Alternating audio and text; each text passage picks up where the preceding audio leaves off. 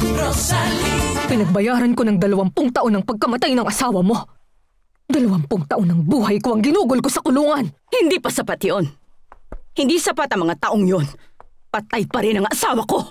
At kailangan mo magbayad hanggang sa mamatay ka. At kahit patay ka na, magbabayad ka pa rin sa impyerno. Pero makatarungan ng Diyos at pinirusahan ka niya gamit si Rosalinda. Sana, totoong namatay na lang niyang anak mo. Hindi dapat magdusa ang anak ko dahil sa galit mo sa akin. Nalalaman ng Diyos ang lahat ng ginagawa niya sa atin. Pinaparusahan ka niya sa pamamagitan ng taong pinakamamahal mo. Marami ka pa rin paghihirap na pagdadaanan, Soledad. Marami pa. Ang kaparusahang matatanggap mo'y kasing bigat ng kasalanan ginawa mo noon sa akin. Ang kaparusahan ay maaaring mamana ng anak mo. At baka, pati ang apo mo, manahin niya rin.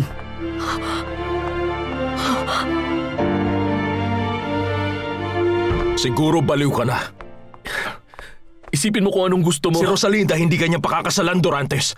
Hindi niya pwedeng gawin yun dahil asawa ko siya. Hihiwalayan ka na niya. Mali ka. Dahil hindi. Malalaman natin yan. Alam mo ba, mapapatay kita bago ko makita siyang ikasal sa'yo. Wala nga duda. Hindi mo alam kung paano matalo.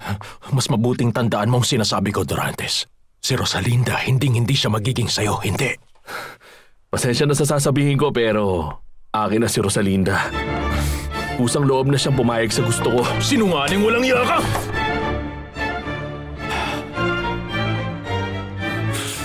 Isipin mo ang gusto mo pero inuulit ko. Akin na ngayon si Rosalinda.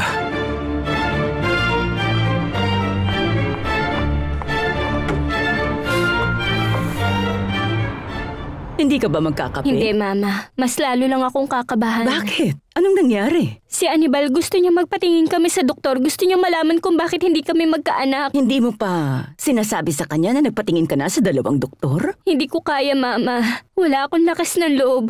Gustong-gusto talaga niyang magkaanak. Lucy, gaano man kahirap, kailangan sabihin mo ang totoo sa anak ko.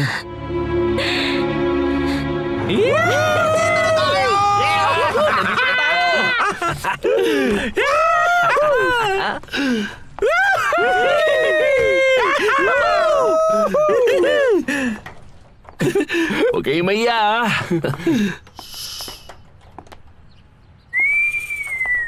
Okay, tumunga nga dyan. Tara na dito. Hali kayo.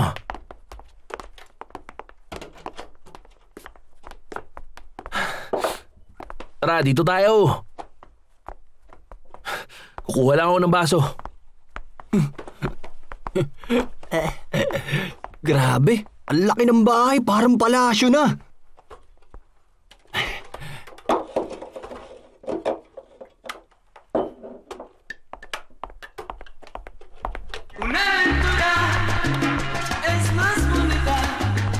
Uy, ang ganda ng kantang yan ah!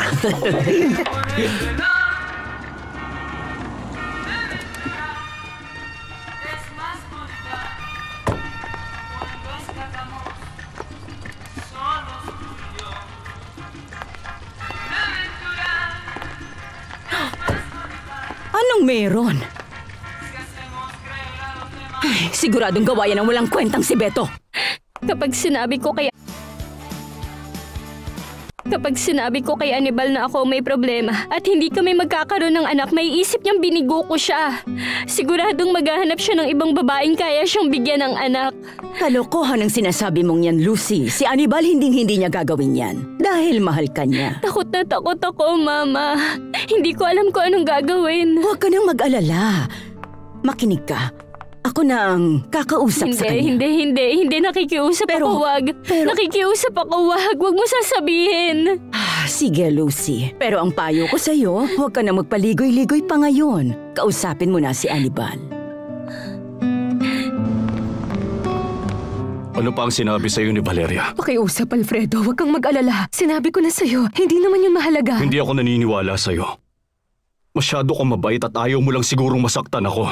Pero kilalang kilala ko yang si Valeria. Siguradong may masama siyang sinabi sa'yo dahil nakita kitang umiiyak ng palihim. Hindi ko maintindihan. Kung bakit galit na galit siya kay Rosalinda. Wala namang ginawang masama ang anak ko sa kanya. Maging ikaw, Soledad. Wala ka rin namang naging kasalanan. Ako may kasalanan kung bakit dumating itong napakabigat na problema. Alfredo, Hindi, hayaan mo akong magsalita. Matagal na akong naging duwag dahil tahimik lang ako sa mahabang panahon. Pero ayoko nang mabuhay ng ganito. Kakausapin ko na si Valeria at si Fernando at si Rosalinda para sabihin sa kanila ang totoo. Para malaman nila ang katotohanan na ako ang pumatay kay Jose Fernando. hindi. Alfredo, tumigil ka. Ayokong gawin mo yan. Ayokong may sabihin ka pa. Ako na ang nagbayad para sa'yo. Para sa ating dalawa. Ginawa ko yun dahil mahal kita at wala akong pinagsisisihan. Kailanman hindi ko pinagsisihan Pero yun. ako, oo. Nagsisisi akong hindi ko nagawang ipagtanggol ka noon.